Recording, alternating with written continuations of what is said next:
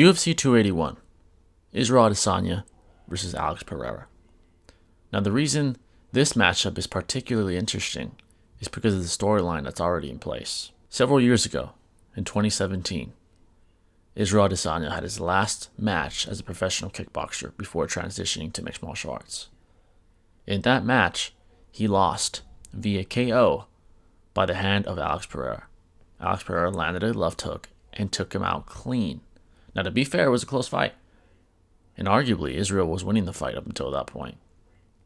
But the last exchange that these men had in a combat setting, in a professional setting, Alex Pereira was the victor.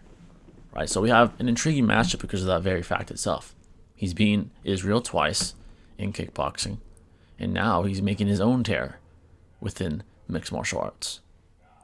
So we have Israel Adesanya, the most dominant middleweight champion since Anderson Silva. And we have Alex Pereira, the man who's bested Israel Adesanya twice in a different sport.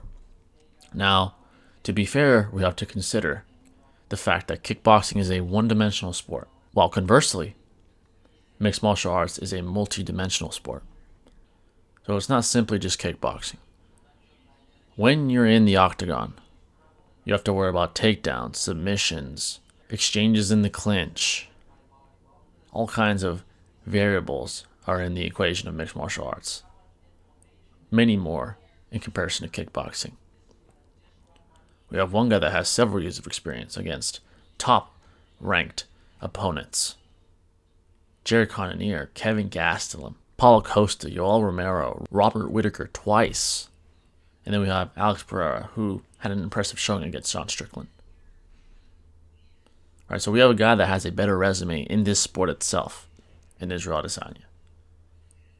So, because of the advantages that both men seem to have over each other, and the fact that they have history, and we have the results from the interactions and fights they've had, we have an intriguing matchup and an intriguing storyline here. All right, we're going to tune into this fight, whether we hate Israel or whether we love him. We're going to tune in because, one, you either want to see him lose and you're rooting for Alex, or two, you want to see how he rises to this sort of challenge. Going in to a steel cage locked up, knowing that this man has dropped you and made you go to sleep before. How will Israel respond to that? Mentally, especially. Will he rise to the occasion? Or will the lights finally be too bright for him? We're going to find out in about 72 hours from now. We're going to find out. Now, to break down the matchup, technically speaking, it's safe to say that Israel Adesanya has the better grappling skills, right? He has just more years in the game. When someone usually has more time than you, they're usually better than you at something, whatever it is, right? And Alex Pereira has been taken down before. He had a fight a couple years ago in the UFC, one of his first against Bruno Silva. Bruno Silva took him down twice. They went to a unanimous decision, actually. Alex won that fight because he outstruck Bruno handedly. But Bruno had his success on the ground to some extent. So Alex Pereira can be taken down. So maybe Israel will be a completely different fighter in this one. Maybe he'll realize the danger of Alex Pereira striking. Being maybe one of the only men on the planet that can threaten Israel in a stand-up position, toe-to-toe. He might be one of the only men that can really threaten him because he has the skills for it and has done it before and has dropped the man, has dropped the current champion. So, breaking down this fight technically, it's safe to say Israel Adesanya will try a takedown or two. He will try that angle. Israel Adesanya is an extremely calculated and cunning fighter. Clearly, we see it. To the point to where his fights are boring because he's so good at it. Against Yoel Romero. Yoel Romero was having these theatrical moments, trying all these theatrics to try and bait Israel. He got one good shot in the first round, and Israel said, okay, I'm the champ, and you don't want to come for me, so I'm going to coast here. I'm the champion. You have to come to me. I'm not going to play into your theatrics. I'm not going to play these mind games. I can put my ego aside and take some backlash from the fans because I'm the champion. And he beat Yoel Romero and mauled his leg with leg kicks. right? But conversely, we've seen him in deep waters as well. However, I think Alex is probably the best striker he's ever going to face in the UFC. At least will be the best opponent he's ever faced in the UFC as far as striking is concerned. Clearly based off the accolades of Alex Pereira and the success he had against Israel himself.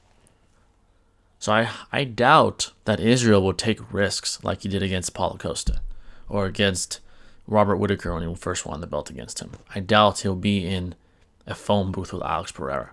I doubt he'll be in there long at least. Because he knows the danger. He knows the danger. He doesn't let the fans cloud his judgment. Or at least, I don't think he will for this one.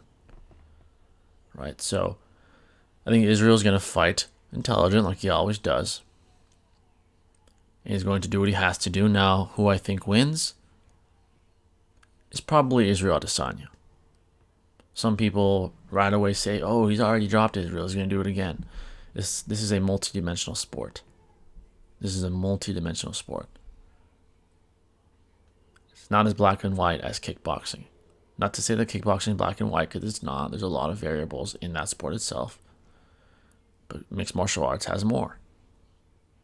And Israel is underrated in many aspects. His takedown defense is pretty much elite. We've seen it. Against Jared Cannonier, against Derek Brunson, some of the better wrestlers in the division that are certainly better wrestlers than Pereira, I'd assume, based off his short time in the grappling department, at least to my knowledge. He can defend takedowns, and I'm sure, conversely, get some takedowns against a inferior wrestler like Pereira. So I think he will use the fact that this sport is multidimensional to his advantage. And either way, I don't think that Alex is a much better striker than Israel. In fact, I think it's pretty close. I think they're pretty relative as far as skill is concerned. Now, who's better? That's hard to say. Yes, he did knock out Israel, but Israel was arguably winning the fight before that when they were in kickboxing. So there's a lot of questions that can't be answered until the day of.